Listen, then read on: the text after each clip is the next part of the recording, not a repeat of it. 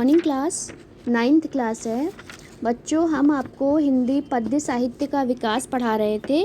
आज हम आपको पद्य खंड से ही हिंदी पद्य साहित्य का इतिहास पढ़ाएंगे। तो हिंदी पद्य साहित्य के इतिहास को 4 भागों में बांटा गया है, जिसे आदि काल, दूसरा काल है पूर्व मध्य काल, जिसे कि भक्ति काल के नाम से भी जाना जाता है। तीसरा काल है उत्तर मध्य काल, जिसे कि रीति काल भी कहते हैं। और चौथा काल है आधुनिक काल, जिसे कि गद्य काल के नाम से भी जाना जाता है। आदि काल को वीरगाथा काल के नाम से भी जाना गया है। इसकी समय सीमा है 743 ईस्वी से 1343 ईस्वी तक की मानी गई है। इस काल को हिंदी पद्य साहित्य का प्रारंभिक काल माना गया है। इस काल को आचार्य रामचंद्र शुक्ल ने वीरगाथा काल तथा डॉक्टर राम कुमार वर्मा ने चरणा काल नाम दिया है। तो आदि काल हिंदी पद्य साहित्य का प्रथम काल माना जाता है, जिसे कि आचार्य रामचंद्र शुक्ल ने वीरगाथा काल तथा डॉक्टर राम कुमार वर्मा ने चरणा काल नाम दिया है। इसके अलावा हिंदी साहित्य का प्रथम काल होने से इसे बीजवापन काल के नाम से भी जाना जाता है। इस काल की प्रमुख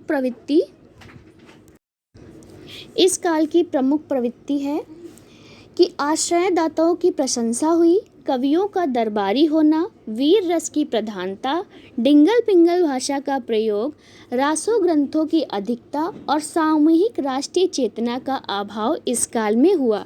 इस काल के प्रमुख कवि और उनकी रचना: चंद्रबरदाई की रचना पृथ्वीराज रासो, दलपति विजय की रचना खुमार रासो, सारंगधर की रचना हामिर रासो, नल्ल सिंह की रचना विजयपाल रासो, नरपति नल्ल की रचना विशल देव रासो, जगनिक की रचना परमाल रासो, मधुकर की रचना जय मयंक जस चंद्रिका और केदार भट्ट की रचना जयचंद्र प्रकाश। तो यह आदिकाल की सबसे प्रमुख रचना एवं उसके प्रमुख कवि माने गए हैं। इसके बाद आता है भक्ति काल।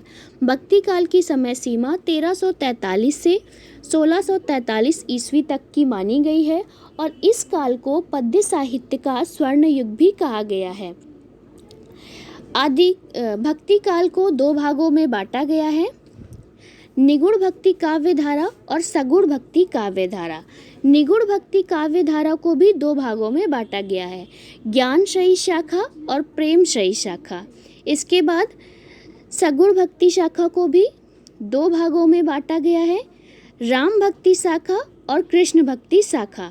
यहाँ पर आपकी बुक में शायद से प्रेम मार्गी शाखा लिखा होगा। सगुण भक्ति जो काव्य धारा है वह 2 भागों में बांटी गई है: राम भक्ति शाखा और कृष्ण भक्ति शाखा। यदि आपकी बुक में प्रेम मार्गी शाखा लिखा होगा तो उसे आप कट करके कृष्ण भक्ति शाखा लिख लीजिएगा।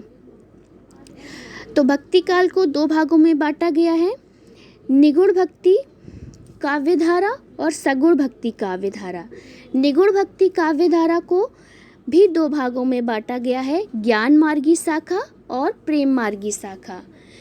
ज्ञान मार्गी शाखा के प्रमुख कवि कबीर दास और प्रेम मार्गी शाखा के प्रमुख कवि जायसी माने गए हैं।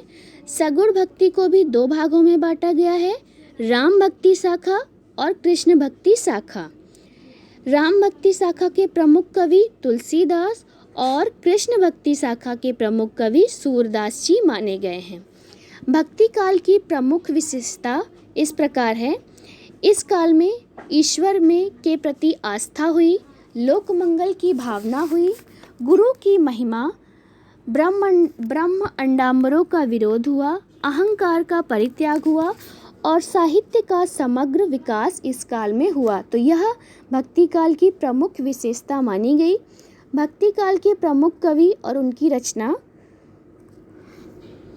कबीर दास की रचना बीजक कबीर ग्रंथावली, मलिक मोहम्मद जायसी की रचना पद्मावत, सूरदास की रचना सूरसागर, गोस्वामी तुलसीदास की रचना रामचरितमानस, रैदास के पद, सुंदरदास की रचना सुंदर विलास, दद्दू दयाल की रचना साखी एवं सबद, गुरु नानक देव की रचना गुरु ग्रंथ साहिब। इसके बाद आता है प्रेम श्रयी शाखा के प्रसिद्ध कवि और उनकी प्रमुख रचना।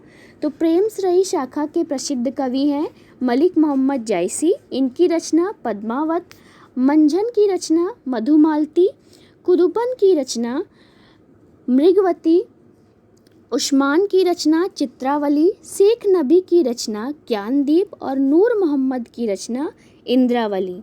इसके बाद आता है राम भक्ति शाखा की प्रमुख प्रवृत्ति। राम भक्ति शाखा की प्रमुख विशेषता है कि इस काल में राम नाम की महत्ता हुई, लोक कल्याण की भावना हुई, समन्वय की भावना हुई, दास्य भाव की भक्ति हुई, वर्णाश्रम धर्म का प्रतिपादन किया गया और अवधी एवं ब्रज भाषा का प्रयोग भी इस काल में सबसे ज़्यादा हुए। राम भक्ति शाखा के प्रसिद्ध कवि और उनकी रचना। तो राम भक्ति शाखा के सबसे प्रसिद्ध कवि तुलसीदास जी माने गए हैं। इनकी रचना रामचरितमानस, विनय पत्रिका, रामाज्ञ प्रश्न। इसके बाद दूसरे कवि हैं प्राणचंद्र, जिसकी रचना रामायण महानाटक, हृदय राम की रचना हिंदी हनुमान नाटक, अग्रदास की रचना रामा अष्टयाम, केशवदास की रचना रामचंद्रिका और नाभादास की रचना भक्तमाल माली गई है। इसके बाद आता है कृष्ण भक्ति शाखा की प्रमुख विशेषता। कृष्ण भक्ति शाखा की सबसे प्रमुख विशेषता कि इस काल में कृष्ण की बाल लीलाओं का वर्णन हुआ, सत्य भाव की भक्ति हुई, प्रेम का भावुकतापूर्ण चित्रण हुआ, गेय रचनाओं का सृजन हुआ एवं ब्रज भाषा का प्रयोग हुआ, वात्सल्य एवं श्रृंगार रस की प्रधानता हुई। कृष्ण भक्ति शाखा के प्रसिद्ध कवि एवं उनकी रचना।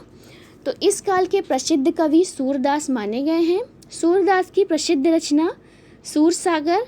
इसके बाद नंददास, जिसकी रचना रसमंजरी, कृष्णदास की रचना युगलमान चरित्र, परमानंद दास की रचना परमानंद सागर,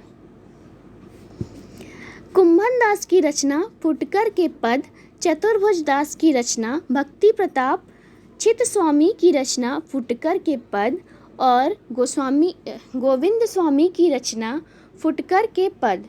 तो ये सभी कवि अष्टछाप के कवि के नाम से भी जाने जाते हैं। तो अष्टछाप के जो कवि हैं उसमें सूरदास, नंददास, कृष्णदास, परमानंद दास, कुंभन दास, चतुर्भुज दास, चित स्वामी एवं गोविंद स्वामी को अष्टछाप के कवियों के नाम से भी जाना जाता है।